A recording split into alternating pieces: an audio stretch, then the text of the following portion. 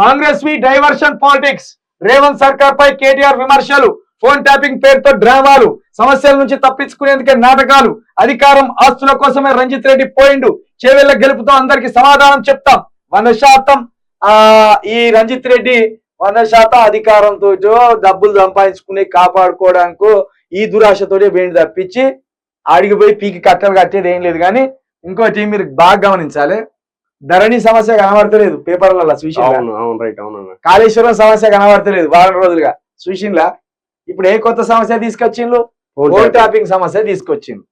ఇవి ప్రజల mind diversion చేసే పాలిటిక్స్. రైతు ఆత్మహత్యలకు ఎత్తలేరు, అవి భూములు ఎండిపోయినాయి అని ఎత్తలేరు, 4000 పింఛన్లు ఇవ్వలేదని ఎత్తలేరు, 2500 రూపాయలు మహిళలకు ఇవ్వాల్సింది ఇవ్వలేదని ఎత్తలేరు, 500 గ్యాస్ సిలిండర్ అందరికి అందిందని ఎత్తలేరు, ఫ్రీ కరెంటు బిల్లు ఇస్తున్నామని ఎత్తలేరు. ఇవే వేస్తారు. 6 గ్యారెంటీలు అసలు 6 గ్యారెంటీలు ఆడమైపోయినాయి. ఈ మూసినది మురిక్కాలలో కొట్టుకపోయినాయి అవి. ఇక వాటి గురించి ప్రజలు ఆలోచించకుండా ఫోన్ ట్యాపింగ్ మన చేసిండ్లా, ఏమన్నా దినేష్ చేసిండ్లా, గణేష్ చేసిండ్లా, సాధారణ మానవులే వాళ్ళు అయినా ఫోన్ ట్యాపింగ్ చేసి వాళ్ళు సంసారం చేస్తా అంటే వాళ్ళ పర్సనల్ అన్ని బయట పెట్టిండ్లా. ఏ ప్రజాప్రతినిధులు కొందరు ప్రభుత్వానికి ఎక్కడ థ్రెట్ అవుతారో ఏలాగా కథలు చేస్తానో పెట్టిండ్రు. దాని తప్పేమున్నది, పెట్టవలసిందే. ఇప్పుడు కూడా ఒకవేళ కేసీఆర్, కేటీఆర్, హరీష్ రావు ఈ రేవంత్ రెడ్డి ప్రభుత్వాన్ని కూల్చాలని ఒక దుర్మార్గమైన ఆలోచన చేస్తే వాళ్ళే కూడా పెట్టండి టాపింగ్. ప్రతిరోజు ఆయన చెప్పుకుంటాడు నా ప్రభుత్వాన్ని కూల్తారు అంటున్నావు కదా, మరి ఎట్లా కూర్చోబోతాను అనేది నువ్వే ట్యాపింగ్ పెట్టు.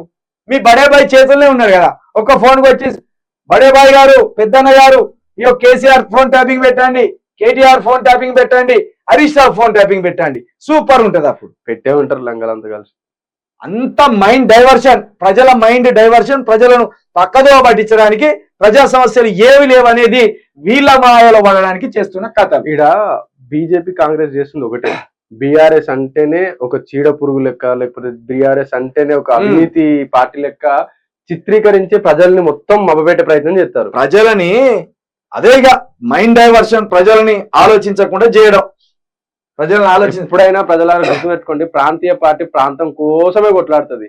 ఈ 2 జాతీయ పార్టీలు ఇప్పుడు చూడండి, రేవంత్ రెడ్డి అంటే ఢిల్లీకి పడతాడు. ఆయన ఏదైనా నిర్ణయం తీసుకొని ఆయన చేతిలో ఏమైనా ఉందా? అధికారమే లేదు.